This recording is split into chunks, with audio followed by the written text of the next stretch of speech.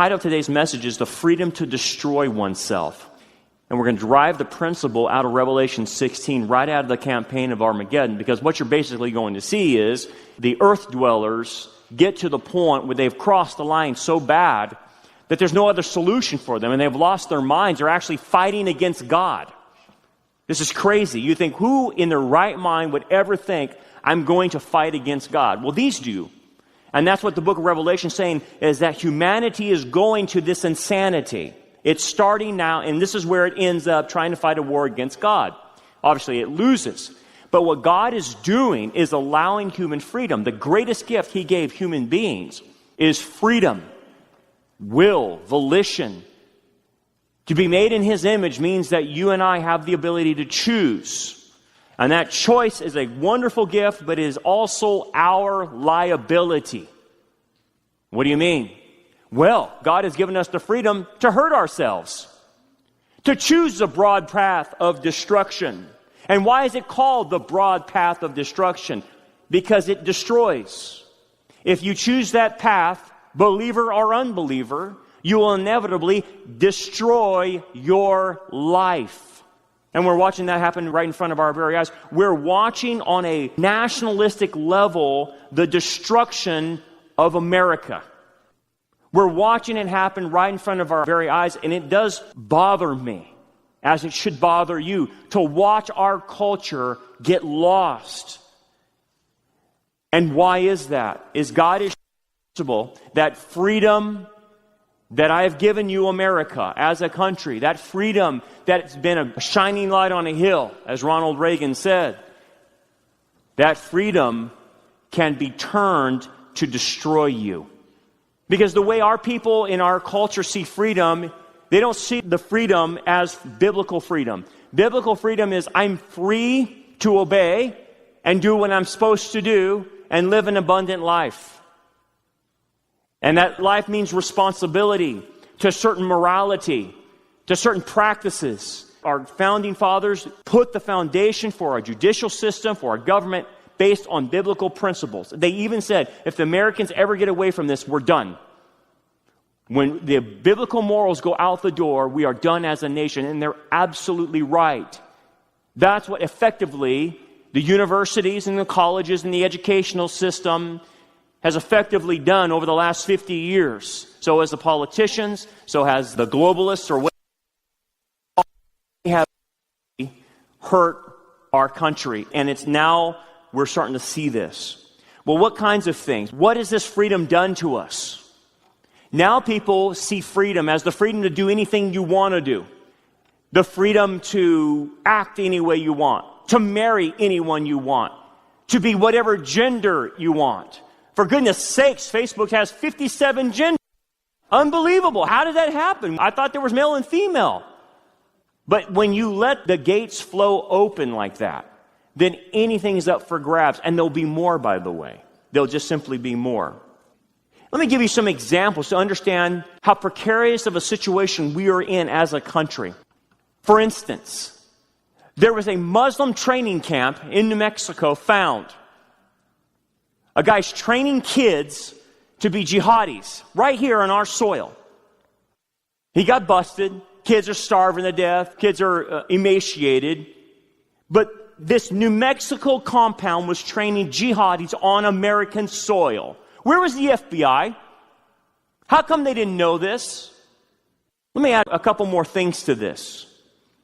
This guy, just to show you how bad it is getting, this guy teaching these kids to go into schools and blow up schools. That's what he was teaching them before he got arrested. Right there in New Mexico. His father is a Muslim extremist. He's the son of a New York City imam that was linked to the World Trade Center attempt of bombing it in 1993. His father is on two prominent U.S. Muslim organizations, CARE, Council of American Islamic Relations, and ISNA, the Islamic Society of North America. He was an unindicted co-conspirator in that World Trade Center bombing in 1993. That's his dad. And he's alive and well in our country. By the way, just to connect more dots and how deep state this gets, His name is Sir Raj Wahaj Sr., this is the father, trained in Wahhabi Islam in Saudi Arabia. Spiritual advisor to Democratic Socialist Bernie Sanders, and supporter of Linda Sarsour, the one who led the Women's March, and the ones the Democrats continue to put up on the platform. Linda Sarsour is a radical Muslim woman. She says her favorite person was this guy that just got busted and her dad, and she goes to them for spiritual advice when she gets down. And she is on, and they are on, a Muslim jihad, a political jihad against the Trump administration. And you say, Brandon, you're getting political. No, I'm just trying to show you the deep state of the problems we're having. Hang on. Democrats in public offices have been using Linda Sarsour as their spokesman. She's tied to Dr. Abdul El Sayed of Michigan. These are prominent people in our politics. The newly elected Alexandria Ocasio-Cortez in New York, who's a Democratic socialist, nothing but a communist. She's attached to Stacey Abrams in Georgia. They're all attached. What's your point, Brandon? My point is, in showing you all the connections, is why is the media silent on this? We haven't heard a peep from them. You know why? Because they're all connected to the Democratic Convention. They're all connected to Linda Sarsour. They're all connected to this imam that's a spiritual advisor of Bernie Sanders. That's why no one's talking about it. Now, I only give you that as an illustration, is that when you lose the media in whatever country, and they're willing to lie about anything that comes out, or cover a story and not talk about it, you're done. You know why? The low information voter that's outside, that doesn't even know anything, will vote for someone like this Horatio Democratic Socialist, Alexandria Ocasio-Cortez, who is a flat-out Marxist. You know what this lady that she won, what she has offered? She wants no borders. She wants no prisons. Think about that. She wants a guaranteed wage for everybody, even if you don't work. She wants free health care to everybody. Free housing to anyone who needs it. The abolition of ICE. No sending people back. There's no illegal immigrants anymore because the open borders. So all 7 billion people in the world can come in and take our health care, take our free education, take our schools. That's what she wants. Abolish profit is one of her maxims. What do you mean? No private businesses. We want all state-run businesses. We want government control of food distribution. I point this out to tell you this is the new face of politics, communism. And the whole host of politicians are embracing people like her and Bernie Sanders. And you'll think, okay, what's the big deal about that? Is this being political? No, it is intersecting now with biblical morality, biblical statutes, biblical principles. You can't just give free stuff to anybody, especially if you don't work. They estimate that if some of these policies were implemented, where we give all free health care, free food to anybody, free living wage to everybody, she would be in the realm of over $200 trillion to pay for that. And yet, the idiots that voted for her don't know anything about that. Guys, do you understand the combination of a bad media versus an uneducated voting bloc? Do you see the perfect storm in that? That anyone under my age, 45, doesn't think Marxism or communism or socialism is bad. When you ask them, how has it worked? They don't know. You ask them, well, what about Venezuela? And they go, I don't know. What's happening? Oh, they're just eating the zoo animals. That's all. There's no food. It doesn't work. How are we going to pay for this? No, I give you that because what's happening, we're losing our minds. People are going crazy. People are not thinking straight. For instance, in the school systems, the schools are getting ready to start this year. Their NEA's agenda is American self-loathing, political correctness, reverse discrimination, anti-individualism, pro-collectivists, pro-communists, pro-socialists, historical revisionism, moral relativity. That's in the public schools. So we shouldn't be shocked that anyone under 45 would vote for a socialist or a Marxist. We shouldn't be shocked. We're getting to another school year. 80% of the graduates that come out of high school are going left. 80% are going left when they graduate out of high school. The schools are producing nothing but leftists. Nothing but leftists that have lost their minds, have lost their grip on reality, don't know how to pay for anything, but they all want a free education. And now our public officials want to have these creeps teach our kids at the public school libraries. Take a look. Take a good look at this. These are in public libraries that you and I paid through taxes. This is a common occurrence now in public libraries, is to have transvestites and transsexuals or whatever, cross-dressers, whatever you want to call them, teach kids in the public schools or public libraries. Look at this. Look at the parents. This is a demonic thing. And everyone, the parents that took their kids to this, think that's cool. Oh, it's so funny. It's just great. That's demonic. This is where we're at. This is happening here in California. This is not some faraway land that doesn't affect us. What were these parents thinking, putting their kids in front of that individual? They don't. That's the point. They have lost their minds, which is exactly what God said would happen to us if we use our freedom in a wrong way. You will destroy yourself. The evidence is right in front of you. America is destroying itself. Not only on the nationalistic level, but it's happening on the individual level because of the abuse of freedom.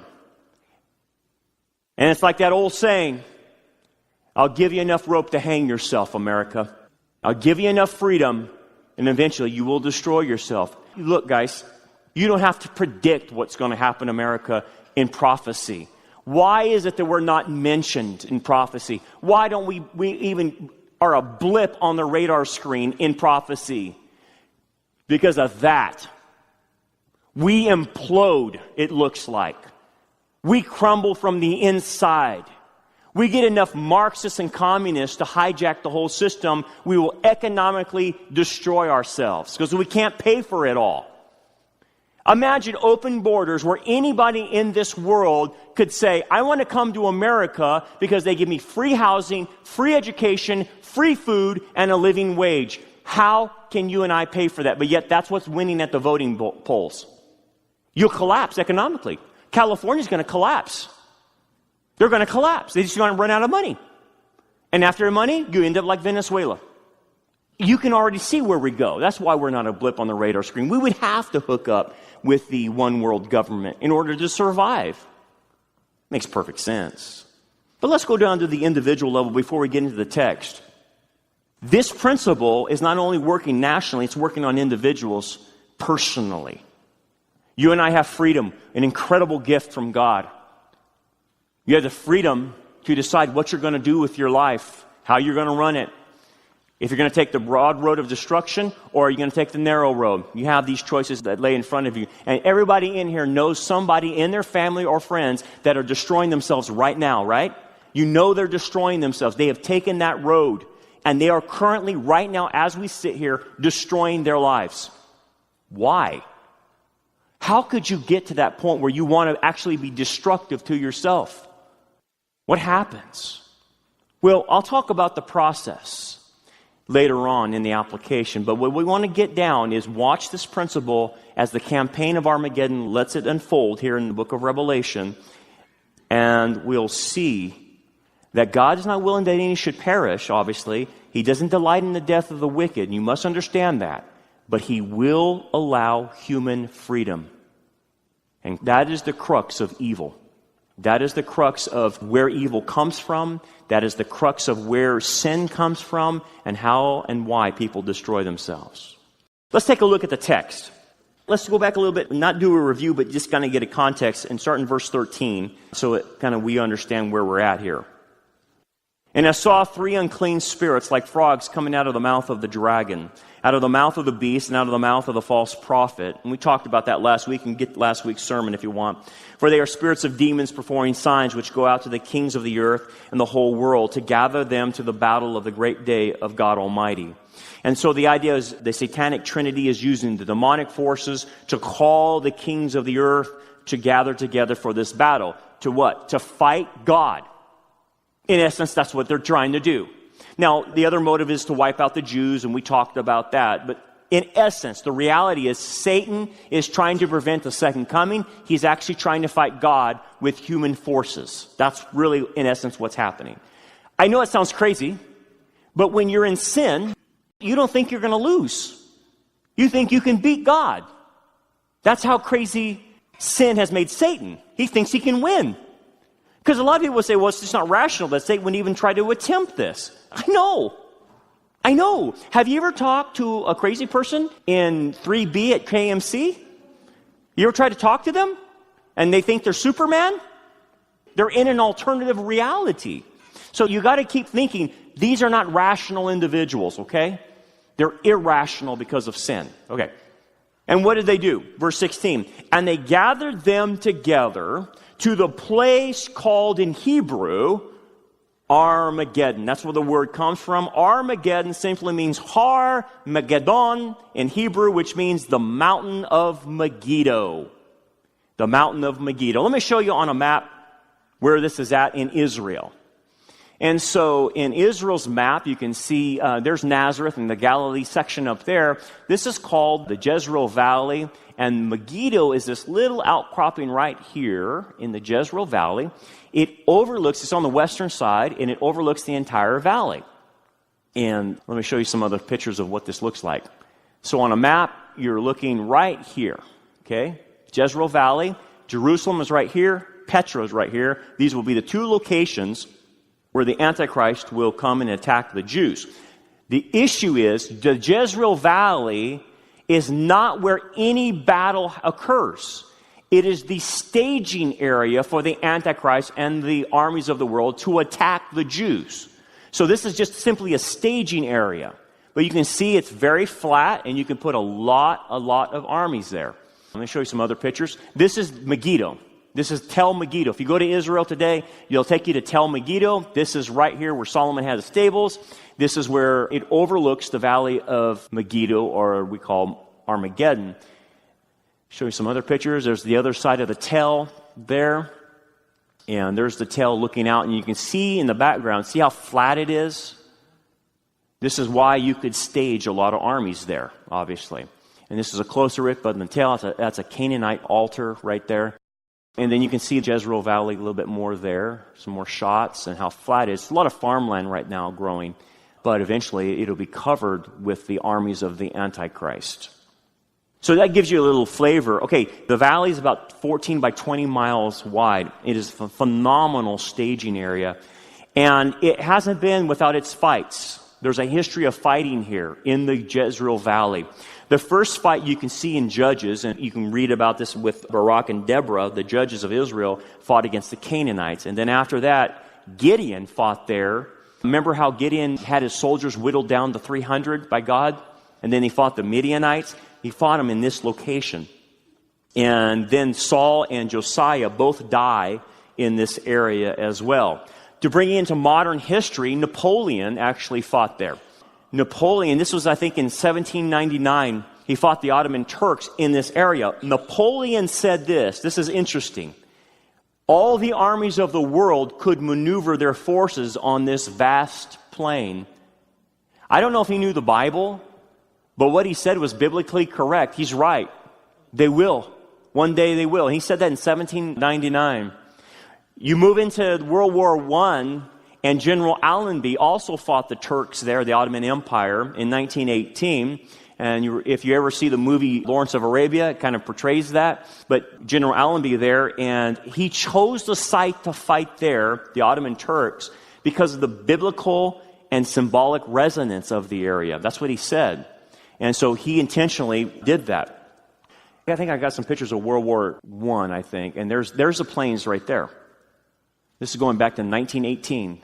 They had trench warfare, obviously, in World War I, and this is where they were fighting in Megiddo.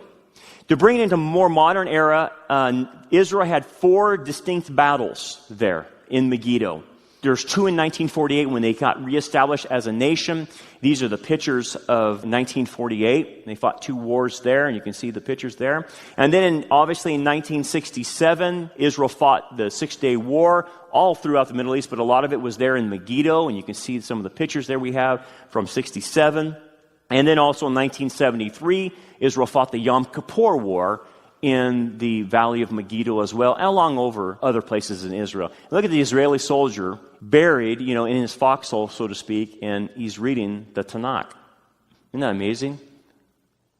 Anyway, God's plan for this is to bring all the armies of the world that want to attack him to this location. And I want you to see why. Why does God bring the Antichrist and his armies? He's dried up the Euphrates so Antichrist can move his armies into Israel. And basically it's like this. You want to fight me? Come on. Let's try it.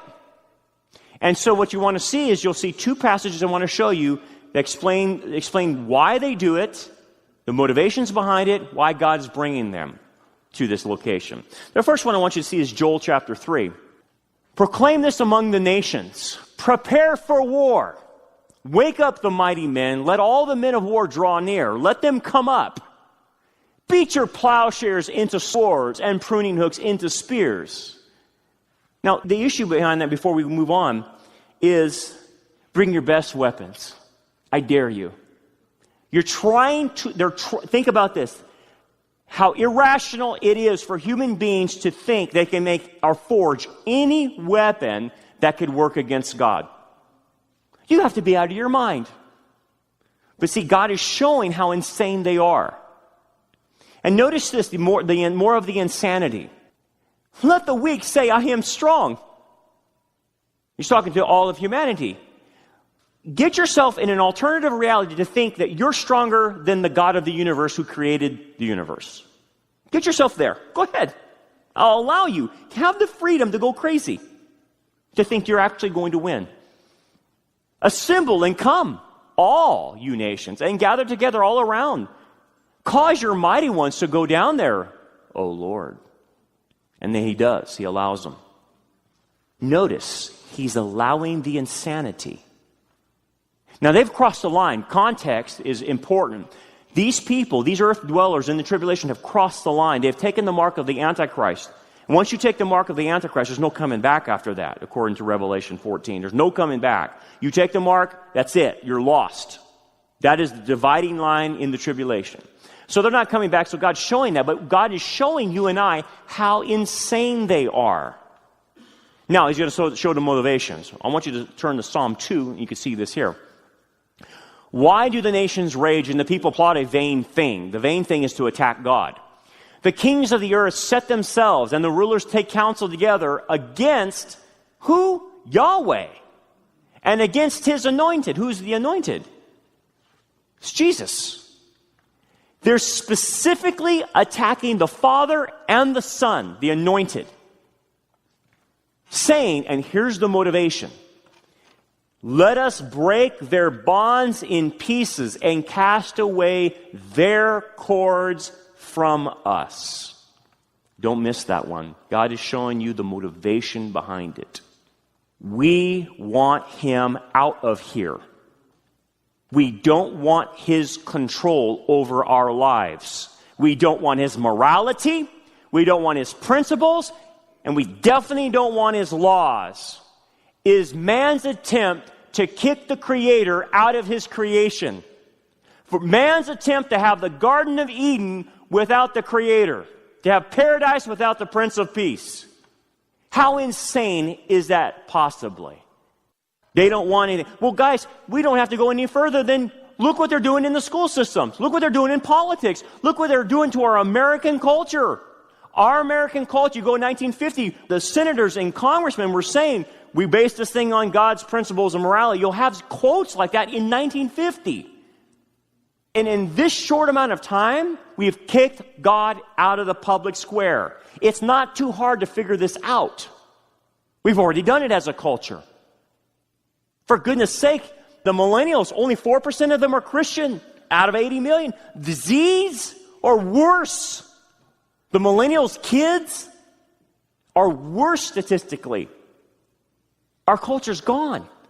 You and I are a terminal generation, and that's hard to get our minds wrapped around it. The America that you grew up in is now gone. That's the new reality. Because these younger kids, because they're so ungodly, they have chosen the broad path of destruction. They are not marching in line because they don't want his cords. They don't want his bonds. They don't want God in their business. Wow. But this is where it's going. He who sits in the heavens shall laugh. I mean, I would laugh. I mean, it's just like, are you kidding me? That's like an ant saying, I'm going to fight you. An ant saying, I'm going to get my sticks and go after you as a human being, and I'm going to beat you, human. I mean, you would just laugh, right? You say, you're crazy. Yeah.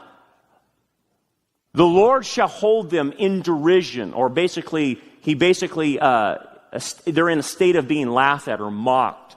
Then he shall speak to them in his wrath and distress them in his deep displeasure. And you'll see that. Yet I have set my king on my holy hill of Zion. And here's the deal. He's telling them, you can do all you want, but you're not going to stop the second coming. You're not going to stop Jesus from coming back and taking his rightful place on the throne of David over your planet. He is the rightful king. And you have propped up a fake king, the Antichrist. You're not going to stop it. You don't have the power to. I will accomplish my will, is what God is saying through all of this. And obviously, we go then to seeing the campaign of Armageddon. Here's what I want you to do. In your bulletin, I gave you a handout, and I want to do a little explaining here before we move on. The reference I want to make note to you right now before we move on is the side that says Campaign of Armageddon. Okay? Now, some of you guys that come on my Wednesday night class, you've been through this and you understand that a lot of times we have to go chronologically through prophecy, but because we're in the book of Revelation, it is chronological, but it's thematic as well. And what I want to note for you is that there are 8 stages in the campaign of Armageddon. Okay? What's happening right now is you're given the first stage, which is the assembling of the allies of Antichrist, and then John jumps to the 8th stage in the book of Revelation, to where the 8th stage is the victory of sin upon the Mountain of Olives, and you have in concert with that the last bowl judgment. Now, because these other stages, 2 through 6, are dealt with in other passages, it's kind of like a mosaic. You have to piece the thing together to get the big picture, and we don't have time to go through all the stages, but let me briefly tell you what happens. Once they're gathered at the Valley of Megiddo, they then attack the 2 areas of where Jews are kept up right now. There's a group of Jews, remnant left in Jerusalem, and then the other ones are in Petra. That's why on your handout, it'll note Jerusalem and Basra or Petra. That's where the 2 locations of Jews are held up at. So then what happens is, once the armies are assembled, Antichrist advances to destroy every living Jew on the planet. Hence, at the same time, number 2, the destruction of Babylon occurs. Fall of Jerusalem, because he attacks Jerusalem. Then the armies move to Basra, number 4.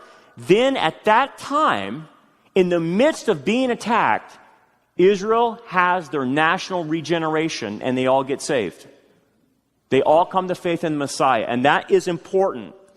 For Messiah to come back, they have to be saved spiritually. Before he will save them physically, they must be saved spiritually. And so the order is that way. So Israel gets saved, and then they start pleading for Jesus to come back and save them. And then he does, obviously. And you have what's called the second coming of the Messiah, or the Parousia, which is a rescue mission for Israel. And then Messiah fights. And the battle starts at Bozrah and ends at the valley of Jehoshaphat, all the way up to Jerusalem. That's why you have the arrow going up from Bozrah to Jerusalem on your handout. That location then becomes a lake of blood, by the way. As high as a horse's bridle, about 200 miles square, because Messiah is destroying not only the Antichrist, but he's destroying the armies of the Antichrist, and there's nothing left of them other than a lake of blood when he's done. It is very bloody. We've talked a little bit about that. We'll talk more about that in Revelation 19, about the second coming. But I got to tell you this, because John then skips to number 8 stage, where you have the victory ascent to the Mount of Olives. So that's where we go in the scripture. So let me give you a preface with Zechariah 14 to show you we've jumped from first stage now to the end stage, okay? So Antichrist has been destroyed, lake of blood. Jesus has went to Bozrah. He hasn't touched the ground yet, and he has moved his way to Jerusalem, and he's hovering right above the Mount of Olives. So if everyone's following me, I know it's a lot. I could lose you like a wet bar of soap in a shower. But if you're hanging with me, then let's move to Zechariah 14. Then the Lord shall go forth and fight against those nations, as he fights in the day of battle. And in that day his feet finally then will stand on the Mount of Olives, which faces Jerusalem on the east.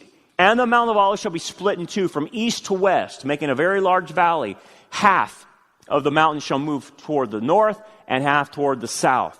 Then you shall flee through my mountain valley. The you is Israel, the remnant that's still caught up in Jerusalem. For the mountain valley shall reach to Azael. Yes, you shall flee as you fled from the earthquake in the days of Uzziah, king of Judah. Thus the Lord my God will come, and all the saints with you. That's you and I. That's all the saints. That's you and I. We'll be there. We'll see all this transpire. So what happens? Jesus then comes to the Mount of Olives, and he finally touches planet Earth. When the minute he does that, it splits the Mount of Olives in two, creating a mountain valley for Israel to run out of Jerusalem to escape not only the forces of the Antichrist, but also to escape from what the earthquake is about to do to the entire planet.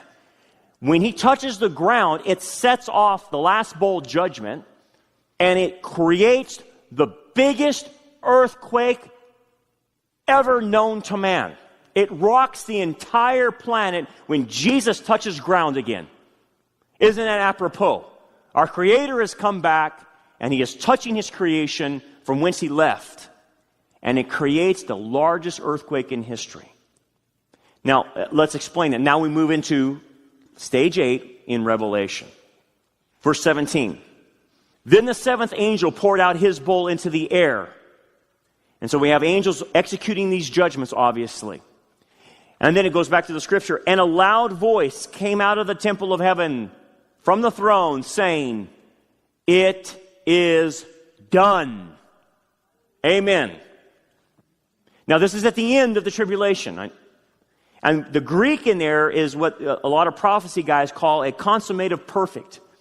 And what that means is that when he says it's done, it is done, but then there's results that come from the finality of that. And the results will be, we'll explain that. Results come from that. It's like at the cross, he said, tetelestai.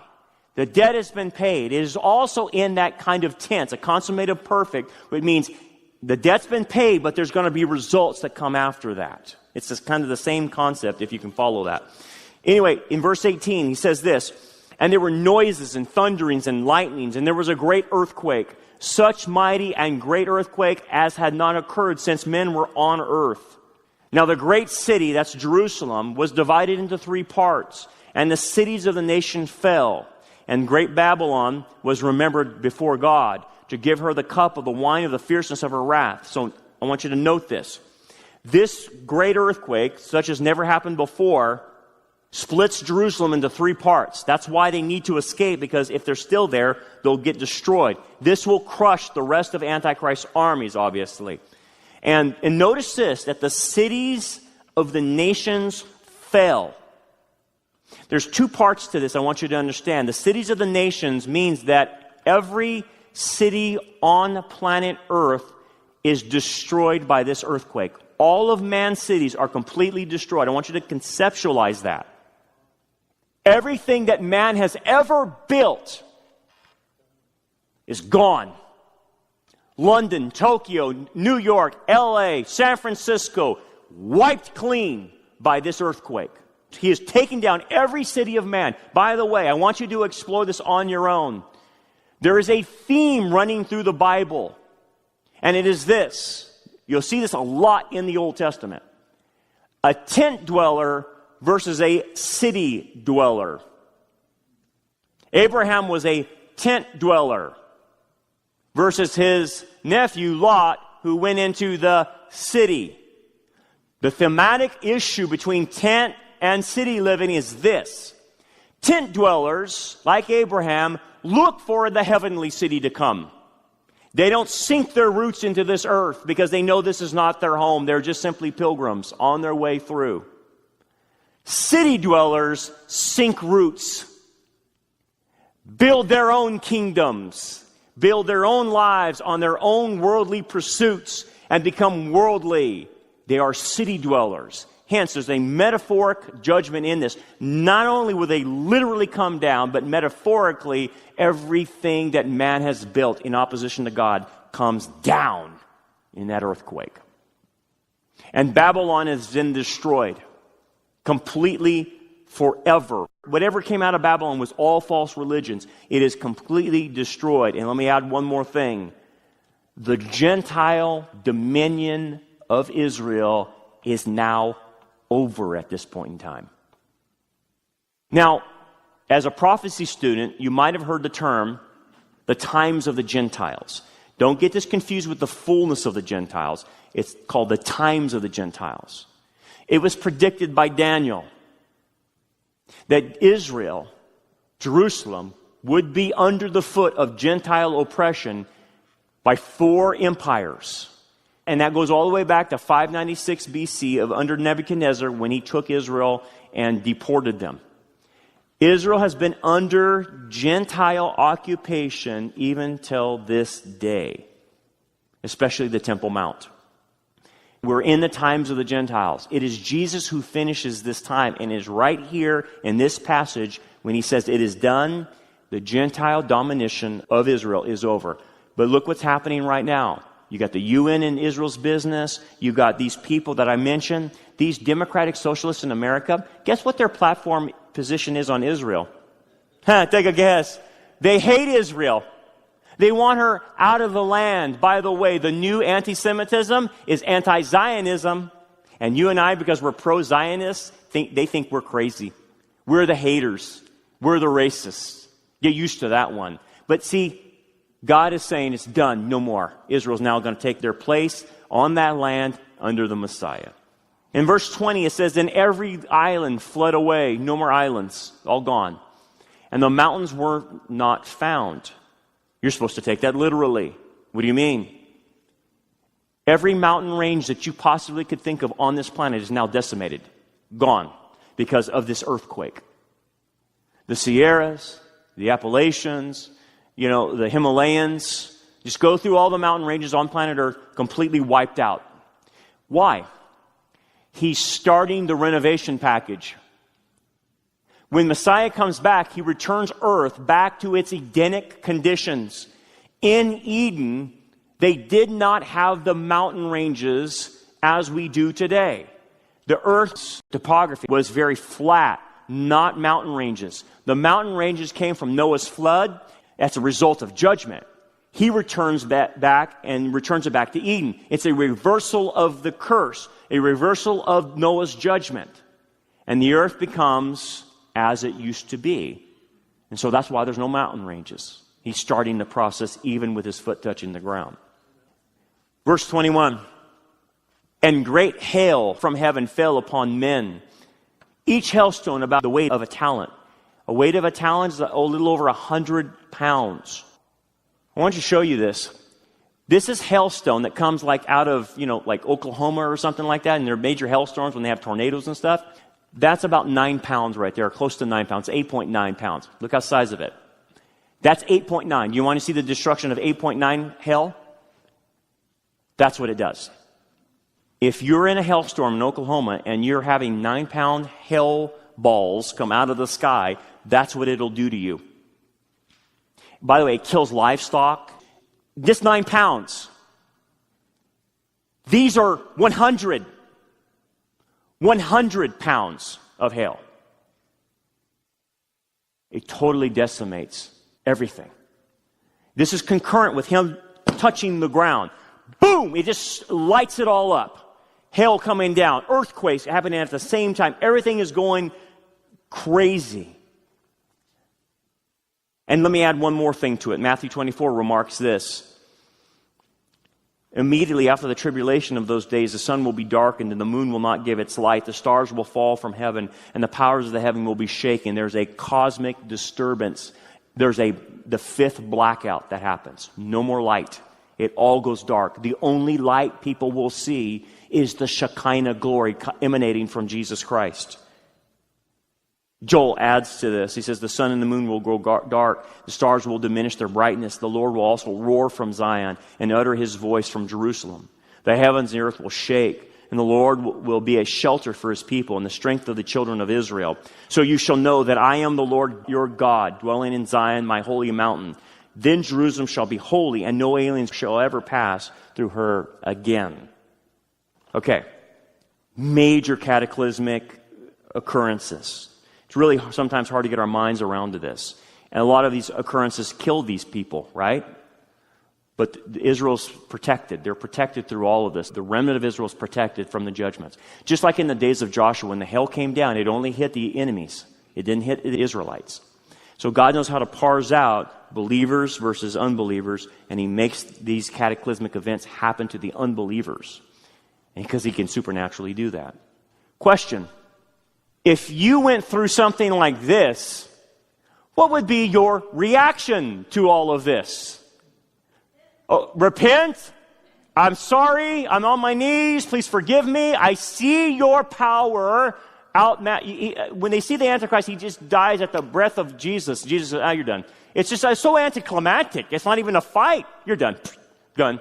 And he just destroys the armies. Done. Done. Done. Done. I mean, just wiping people out, and it's like no match. It's so anticlimactic. There's nothing like, it's like in a story, you get to that high point in the story. There's no high point. He comes back and says, you're done. He shows his power that you guys are so weak, you can't even fight me. What are you thinking? Satan, you can't fight me, you know? You would think as a human being, man, I made a big mistake. I am so sorry. I repent. Save me. I don't want to go into hell. Watch this. Men blasphemed God because of the plague of hail, since the plague was exceedingly great. Are you out of your mind? Yeah. You just saw one of the biggest displays of divine power, and you blasphemed the one. What is that telling you and I? First of all, it tells you one thing. They deserve what they're getting. The angel already has said that. They are getting what they deserve. There's no doubt about that. But remember, balance this out. God is not willing that any should perish, that all should come to repentance. I do not take pleasure in the death of the wicked. Remember that. What is God showing you and I? The greatest gift I gave human beings, because I love them so much, I gave them freedom. Freedom to choose the narrow path and freedom to take the broad path. And I warned them that the broad path would lead to destruction. They have destroyed themselves. I didn't want to do this, but they left me no choice. They have become a cancer, and I must take the cancer out before I start the kingdom. They are past a point of no return. They have become like this. And folks, people in our country are becoming like this. They're becoming irrational. You can't talk to them. They want to kill you. Do you know a lot of these leftists are putting things out, like in South Africa, kill all white people? Look what's happening in South Africa. They're taking the white farmers' farmland away from them and killing them. In our modern day and age. It's kind of a reverse racism. But really the target is Christianity. That's who they're targeting. And you see these radical feminists that all men should be dead. We should kill all men. You're seeing rhetoric come out like that. And you're seeing mobs go through our streets. You're seeing our mayors of towns not do anything about homeless people. You got a bunch of crazy people running through the city, even here in Bakersfield. Mayor does nothing. They get hundreds of reports. Well, I got a crazy homeless guy sleeping at my door, defecating on my business. Will you do something? No. They won't do anything. They're busting them in. Go to San Francisco. Go to LA. Watch the homeless problem. Again, another example of lawlessness and politicians not doing anything about it. Look at Portland. They can't control the mobs there. Do you see that the mentality is already here? That's the point I'm trying to make. It's not too far of a leap to guess people could get like that to the point of no return. They already are there. You can't reason with them. There's no logic behind them anymore. And God is saying, that's how far sin can take you, till you lose your mind. And there's no way to rationally deal with you anymore. So what do you do with someone who's lost their mind? Well, God showed you right now. That's how I deal with it. Oh, let's bring it to us. That's a lot. Some application. We too have choice. We have freedom. We have the ability, even as believers, to choose whatever path we want to take. Now, you say, Brandon, I've accepted Jesus. Yeah, there's more than that. It's called discipleship. And even in our walk with the Lord, we can choose a broad road that destroys us or a narrow one that brings us life. Now, I'm not talking about eternal life. That's settled when you accept Jesus. I'm talking about introducing the death principle into your own life.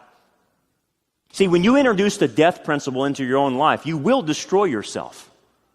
Because sin brings death. And you'll never get away from that principle. God warned Adam and Eve about that. And so a lot of times you'll see believers choose a broad road, even though they're believers, and they will introduce a death principle into their life.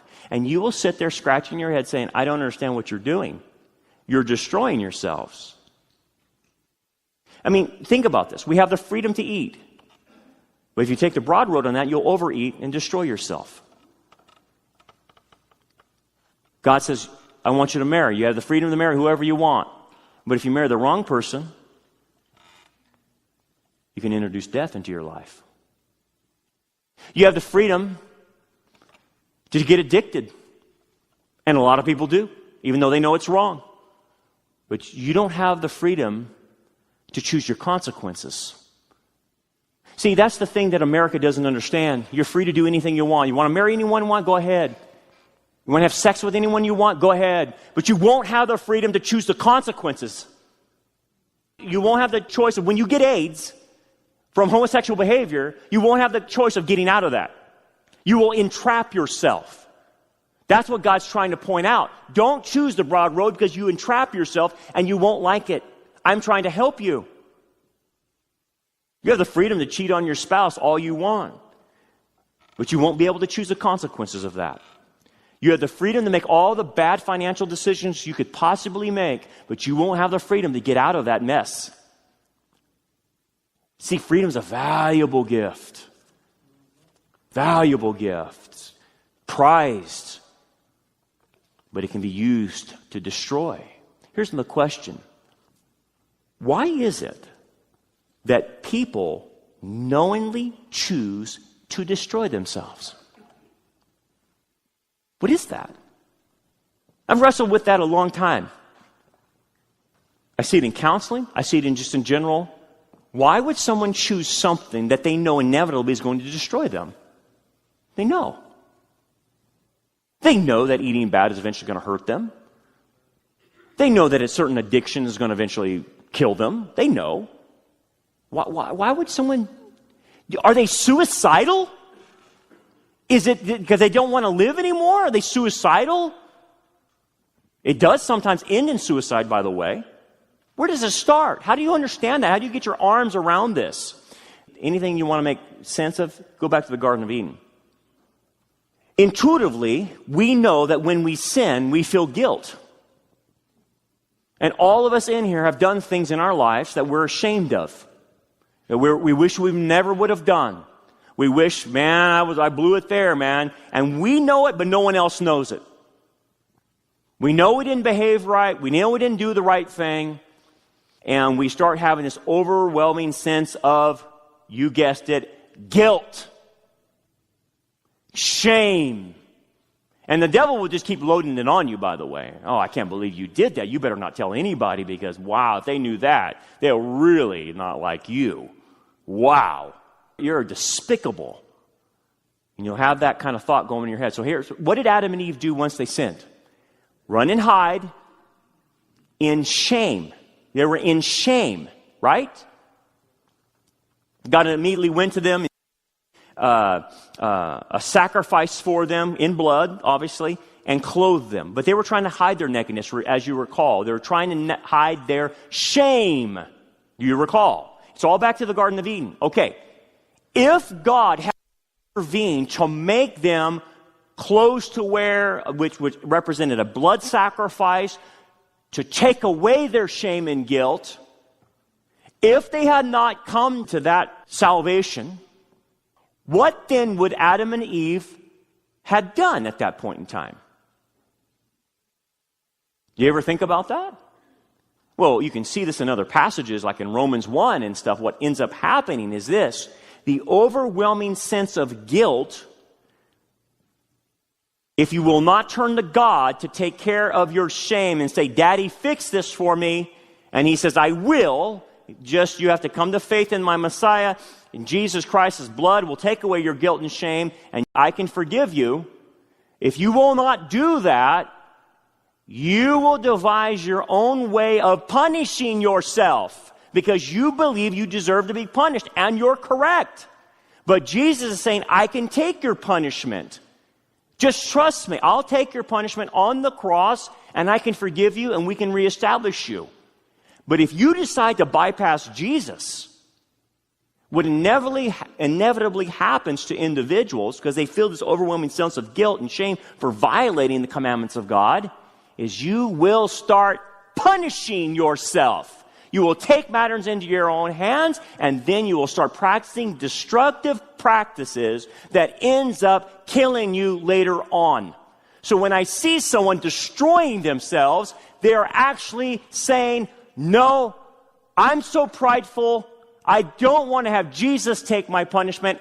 I'll take my punishment, and I'll be the inflictor, the enforcer, and the judge and jury of my own life in pride, and I will punish myself. That's what they're doing. If you head in that direction, eventually you get tired of punishing yourself. It starts hurting. So what you end up doing is you then cross a line, like you see in Romans 1, and you say, you know what, I'm not going to punish myself. My mind is starting to go crazy.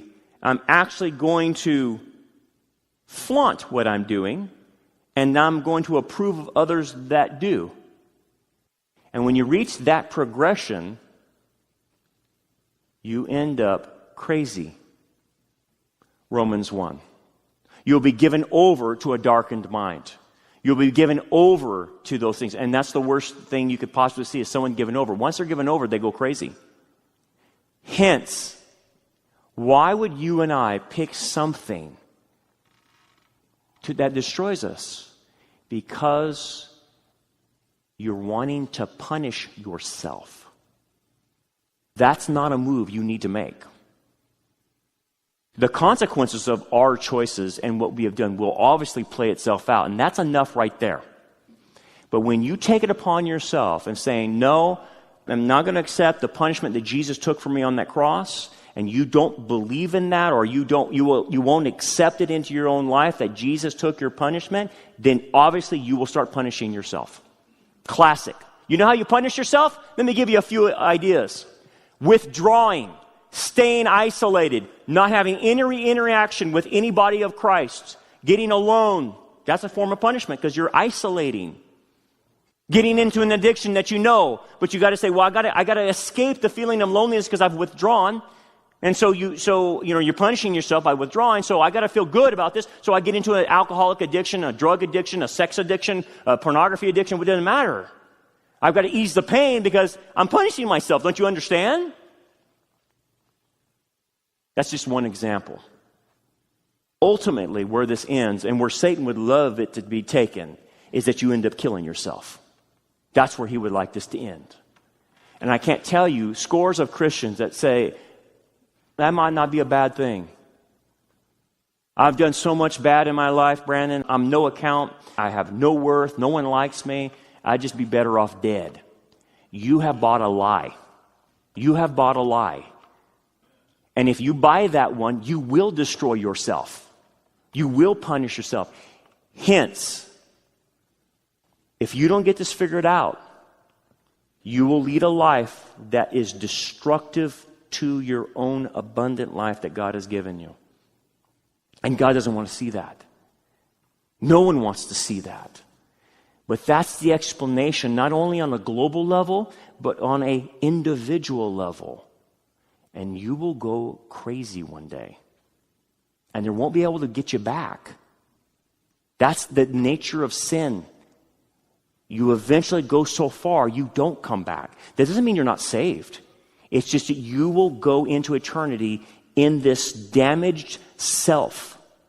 In this self that never really experienced the abundant life. This self that can't be rewarded because your isolation caused you to withdraw so much you didn't get involved. Again, that's just one example. Remember though, freedom is the most precious gift God gave you. Make sure you use it wisely.